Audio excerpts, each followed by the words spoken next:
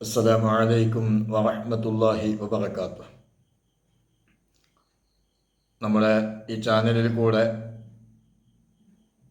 മഹത്തുക്കളായ അമ്പിയാക്കന്മാരുടെ ചരിത്ര കഥകളാണല്ലോ പറഞ്ഞുകൊണ്ടിരിക്കുന്നത്. നൂഹ് നബി അലൈഹി സ്വലാത്തു വസ്സലാം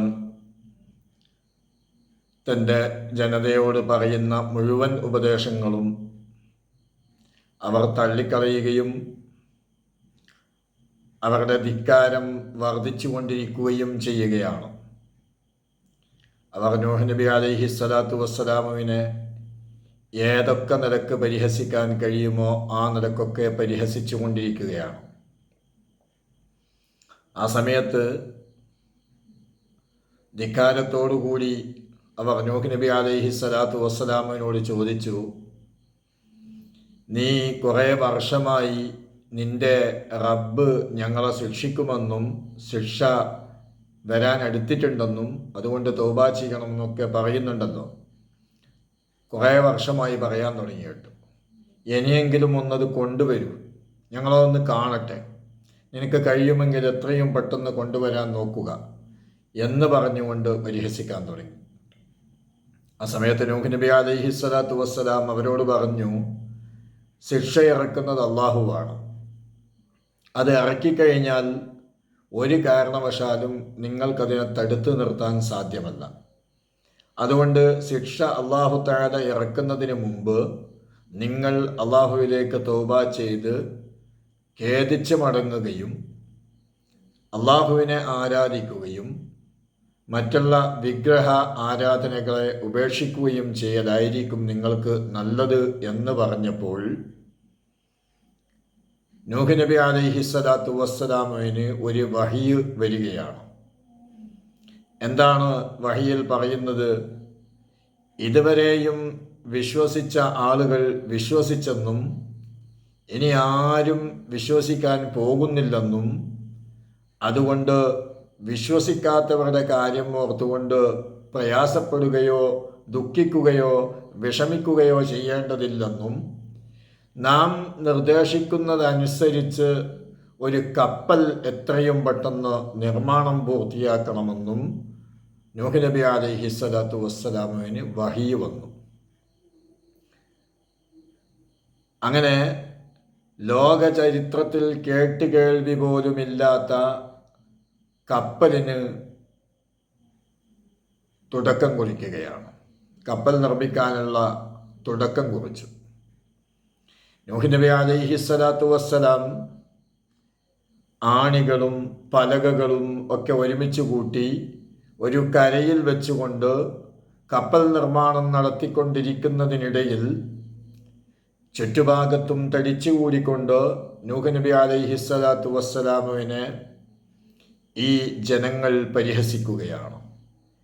ഇന്നലെ വരെ ഇവൻ പ്രവാചകനാണെന്നും ഇവനെ കൊണ്ട് വിശ്വസിക്കണമെന്നും ഇല്ലെങ്കിൽ ഇവൻ്റെ റബ്ബെന്തോ ശിക്ഷ ഇറക്കുമെന്നുമൊക്കെ പറഞ്ഞ് നമ്മളെ ഭീഷണിപ്പെടുത്തിക്കൊണ്ടിരുന്നു. പക്ഷേ ഇന്നിവൻ ആശാരിപ്പണിയുമായി ഇറങ്ങിയിരിക്കുകയാണ്, ഇവൻ യഥാർത്ഥത്തിൽ ഒരു ഭ്രാന്തൻ തന്നെയാണ് എന്ന് പറഞ്ഞുകൊണ്ട് പരിഹസിക്കുകയാണ്. നൂഹ് നബി അലൈഹി സ്വലാത്തു വസ്സലാം ലോക ചരിത്രത്തിൽ അന്ന് വരെ ആരും നിർമ്മിച്ചിട്ടില്ലാത്ത, അന്ന് വരെ എവിടെയും നിർമ്മിക്കപ്പെടാത്ത ഒരു നിർമ്മാണ പ്രവർത്തിക്കാണ് തുടക്കം കുറിച്ചത്. ഇവരുടെ പരിഹാസങ്ങളും ഇവരുടെ വാക്കുകളൊന്നും വകവെക്കാതെ നൂഹ് നബി അലൈഹി സ്വലാത്തു വസ്സലാം അവരോട് പറഞ്ഞു, നിങ്ങൾക്കാവുന്ന രീതിയിൽ പരിഹസിക്കുക, ഒരു ദിവസം ഞങ്ങൾ നിങ്ങളെ പരിഹസിക്കുക തന്നെ ചെയ്യും എന്ന് മറുപടി പറഞ്ഞുകൊണ്ട് നൂഹ് നബി അലൈഹി സ്വലാത്തു വസ്സലാം തൻ്റെ പ്രവർത്തനവുമായി മുന്നോട്ട് പോയി. അങ്ങനെ കപ്പൽ പണിയുമായി മുന്നോട്ട് പോകുന്ന നൂഹ് നബി അലൈഹി സ്വലാത്തു വസ്സലാമുവിന് അള്ളാഹുവിൻ്റെ ഭാഗത്തു നിന്ന് വന്ന നിർദ്ദേശം വലിയൊരു കപ്പൽ നിർമ്മിക്കാനാണ്. അങ്ങനെ നൂഹ് നബി അലൈഹി സ്വലാത്തു വസ്സലാം കപ്പൽ നിർമ്മിച്ചത് 3 തട്ടുള്ള കപ്പലായിരുന്നു. 3 തട്ടുള്ള കപ്പലിന് അതിൻ്റെ മച്ച് മരത്തടിയാൽ പലകകളാൽ ഉണ്ടാക്കപ്പെട്ടതായതുകൊണ്ട് അതിന് വെളിച്ചം ലഭിക്കാൻ വേണ്ടി ജനലകളും മറ്റുമൊക്കെ വെച്ചിരുന്നു.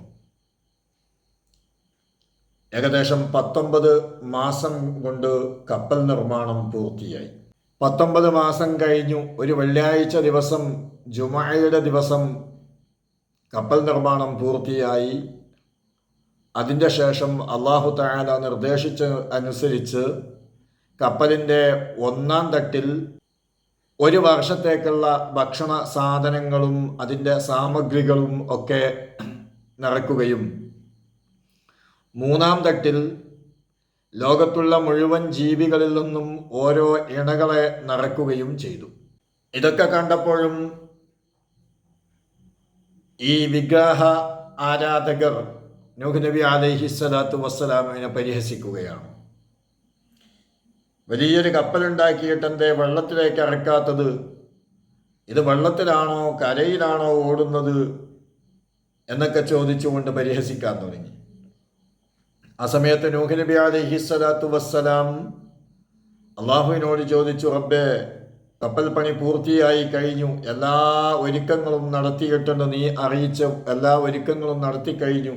പക്ഷേ കപ്പൽ എപ്പോഴാണ് വെള്ളത്തിലേക്ക് ഇറക്കുന്നത് എന്ന് ചോദിച്ചപ്പോൾ അല്ലാഹു സുബ്ഹാനഹു വ തആല നൂഹ് നബി അലൈഹിസ്സലാത്തു വസ്സലാമിന് മറുപടി നൽകിയത്, കത്തിക്കൊണ്ടിരിക്കുന്ന അടുപ്പിൽ നിന്ന് വെള്ളം ശക്തമായി കുത്തിയൊലിക്കുമ്പോഴാണ് വെള്ളത്തിലേക്ക് ആ കപ്പൽ ഇറങ്ങുക എന്നാണ്. നൂഹ് നബി അലൈഹിസ്സലാത്തു വസ്സലാമുവിന് കാര്യം പിടികിട്ടി, ശിക്ഷ വരാൻ എടുത്തിരിക്കുന്നു എന്ന ബോധ്യം നൂഹ് നബി അലൈഹിസ്സലാമിനുണ്ടാവുകയും തൻ്റെ വിശ്വാസികളായ ജനങ്ങളെയും തൻ്റെ മക്കളെയും തൻ്റെ ഭാര്യയെയും ഒക്കെ കപ്പലിലേക്ക് കയറ്റുകയും അതിൽ നൂഹ് നബി അലൈഹിസ്സലാത്തു വസ്സലാമിൻ്റെ മറ്റൊരു ഭാര്യയും ഒരു മകനും കപ്പലിലേക്ക് കയറാതിരിക്കുകയുമൊക്കെ ചെയ്തു.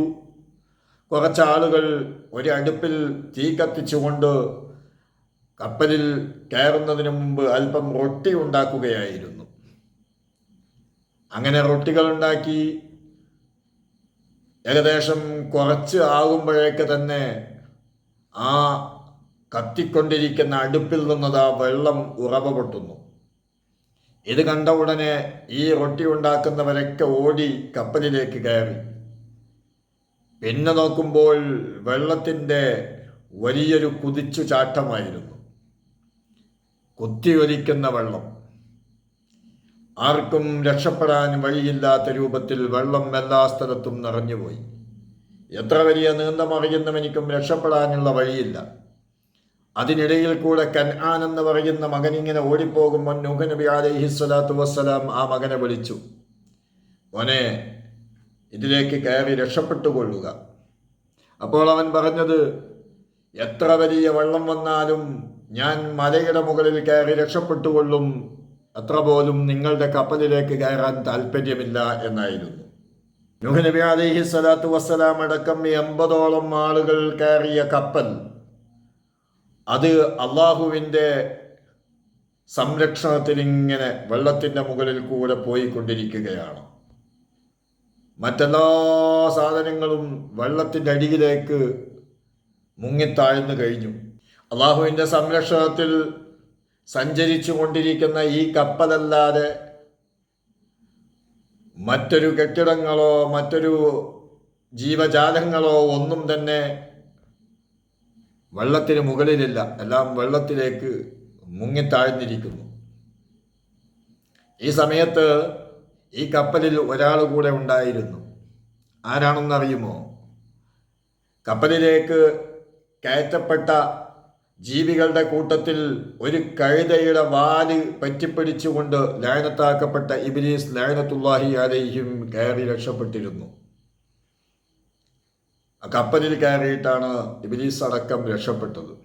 അങ്ങനെ അല്ലാഹു സുബ്ഹാനഹു വ തആല നൂഹ് നബി അലൈഹിസ്സലാത്തു വസ്സലാമിനോട് പറഞ്ഞു, ഇനി കപ്പലിൽ നിന്ന് പുറത്തേക്ക് ഇറങ്ങിക്കൊള്ളുക. അത് പറയുമ്പോഴേക്ക് ഏകദേശം 150 ദിവസം കഴിഞ്ഞു എന്നും പറയുന്നുണ്ട്.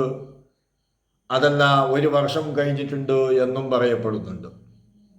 അല്ലാഹു തആല നിർദ്ദേശിച്ചതനുസരിച്ച് നൂഹ് നബി അലൈഹിസ്സലാത്തു വസ്സലാം തൻ്റെ കൂടെയുള്ള സത്യവിശ്വാസികളെയും കൂട്ടി കപ്പലിൽ നിന്ന് പുറത്തേക്കിറങ്ങുകയാണ്. കപ്പൽ ജൂദിയ പർവ്വതത്തിൽ ഉപേക്ഷിച്ചുകൊണ്ട് കപ്പലിൽ നിന്ന് പുറത്തേക്കിറങ്ങി. അതാണ് ഇന്നും ലോക ചരിത്രത്തിൽ ആദ്യമായി നിർമ്മിക്കപ്പെട്ട കപ്പലിൻ്റെ അവശിഷ്ടം ജൂദിയ പർവ്വതത്തിൽ ഉണ്ട് എന്ന് പറയപ്പെടുന്നത്.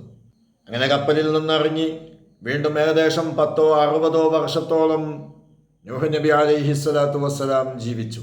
ആ നൂഹ് നബി അലൈഹിസ്സലാത്തു വസ്സലാമിൻ്റെ വഫാത്ത് അടുത്ത സമയത്ത് ബഹുമാനപ്പെട്ട മലക്ക് ജിബ്രീൽ അലൈഹിസ്സലാത്തു വസ്സലാം വന്നുകൊണ്ട് നൂഹ് നബിയോട് ചോദിച്ചു, ഈ ദുനിയാവിലെ ജീവിതം എങ്ങനെയുണ്ട്? 10 നൂറ്റാണ്ടോളം ജീവിച്ച ബഹുമാനപ്പെട്ട നൂഹ് നബി അലൈഹിസ്സലാത്തു വസ്സലാം പറഞ്ഞ മറുപടി, ഒരു വാതിലിൻ്റെ ഉള്ളിൽ കൂടെ കയറി മറ്റൊരു വാതിലിൽ കൂടെ പുറത്തേക്കിറങ്ങുന്നത് പോലെ തോന്നുന്നു എന്നാണ് മറുപടി നൽകിയത്. 10 പതിറ്റാണ്ട് കാലം ജീവിച്ച നൂഹ് നബി അലൈഹിസ്സലാത്തു വസ്സലാമിൻ്റെ മറുപടി അങ്ങനെയാണെങ്കിൽ 1 പതിറ്റാണ്ട് പോലും പൂർത്തിയാക്കാത്ത നമ്മുടെ അവസ്ഥ എന്തായിരിക്കുമെന്ന് നാം ഒന്ന് ആലോചിച്ചു നോക്കുക.